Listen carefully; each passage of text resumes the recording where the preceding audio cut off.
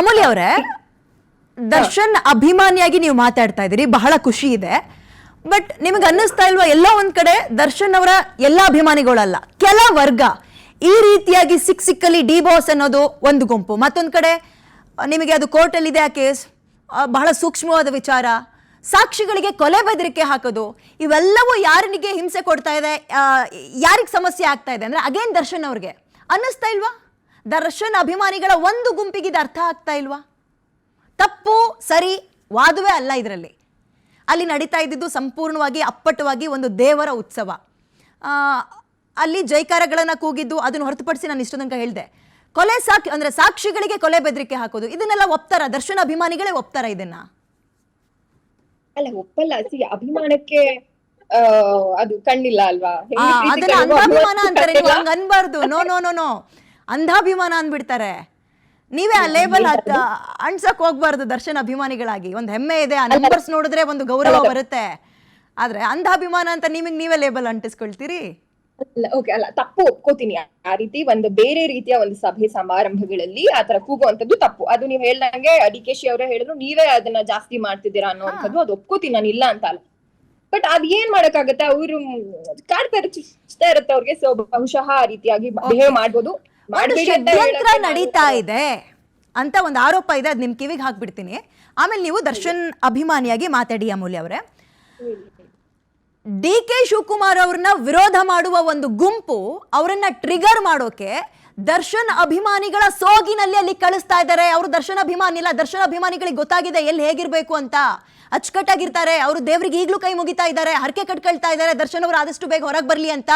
ಆದ್ರೆ ದರ್ಶನ್ ಅಭಿಮಾನಿಗಳ ಸೋಗಿನಲ್ಲಿ ಒಂದು ಗುಂಪು DK ಯನ್ನ ವಿರೋಧ ಮಾಡಕ್ ಉಟ್ಕೊಂಡಿದೆ. ನೆನ್ನೆ ಅಲ್ಲಿ ಹೋಗಿದ್ದು ಅದೇ ಟೀಮ್ ಅನ್ನುವ ಒಂದು ಆರೋಪ. ಅದೇ ಬಹುಶಃ ಇರ್ಬೋದು. ಅವ್ರಿಗೆ ನೀವು ಹೇಳ್ದಂಗೆ ಅವರ ವಿರೋಧವಾದ ವ್ಯಕ್ತಿಗಳು ಯಾರಿದಾರೋ ಅವರು ಕೂಡ ಮಾಡಿರ್ಬೋದು. ಅಂದ್ರೆ ಊಹಾಪೋಹ, ನಮಗ್ ಗೊತ್ತಿಲ್ಲ ಅಲ್ವಾ.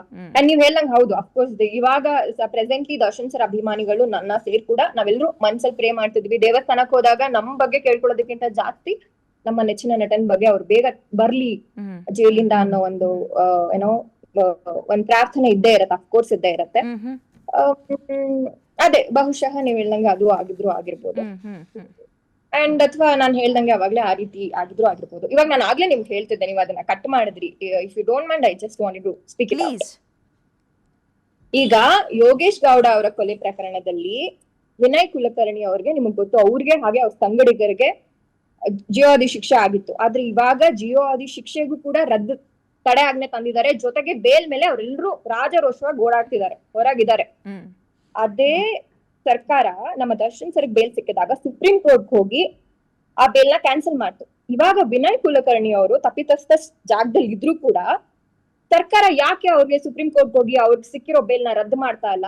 ಒಂದ್ ಕಣ್ಣಿಗೆ ಬೆಣ್ಣೆ, ಇನ್ನೊಂದ್ ಕಣ್ಣಿಗೆ ಸುಣ್ಣ ಯಾಕೆ? ನಿಮಗೆ ದರ್ಶನ್ ಅವರ ಅಭಿಮಾನಿಯಾಗಿ ಅಂತ ಹೇಳಕ್ಕಿಂತ ಹೆಚ್ಚಾಗಿ ಒಬ್ಬ ಪಬ್ಲಿಕ್ ಆಗಿ ಸರ್ಕಾರದಲ್ಲಿ ಎಡವಟ್ಟಾಗಿದ್ರೆ ಅದನ್ನ ಪ್ರಶ್ನೆ ಮಾಡುವ ಹಕ್ಕು ಸಂಪೂರ್ಣವಾಗಿದೆ. ಪ್ಲೀಸ್ ಗೋ ಹೆಡ್, ಆರಂಭದಿಂದ ಬೇಕಾದ್ರೆ ಶುರು ಮಾಡಿ ಇದನ್ನ. ನಾನಿವಾಗ ಏನ್ ಹೇಳ್ತಿದ್ದೀನಪ್ಪ ಅಂದ್ರೆ, ಯೋಗೇಶ್ ಗೌಡ ಅವರ ಕೊಲೆ ಪ್ರಕರಣದಲ್ಲಿ ಮಾಜಿ ಸಚಿವರಾದ ವಿನಯ್ ಕುಲಕರ್ಣಿ ಹಾಗೆ ಸಂಗಡಿದ್ರು ಏನಿದ್ರು ಅವ್ರಿಗೆ ಜೀವಾವಧಿ ಶಿಕ್ಷೆ ಆಗಿತ್ತು.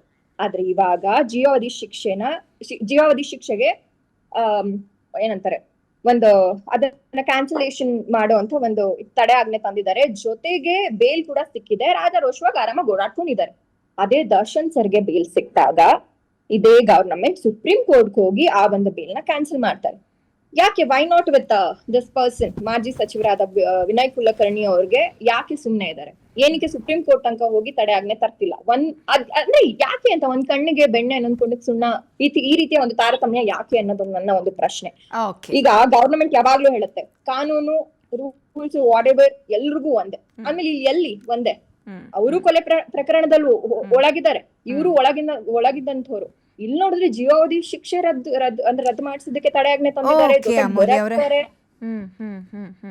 ಅದೇ ಯಾಕೆ ಈ ತರ ತಾರತಮ್ಯ ಮಾಡ್ತೀರಾ ಅನ್ನೋದು ನನ್ನ ಒಂದಿದು. Yes, anyway thank you so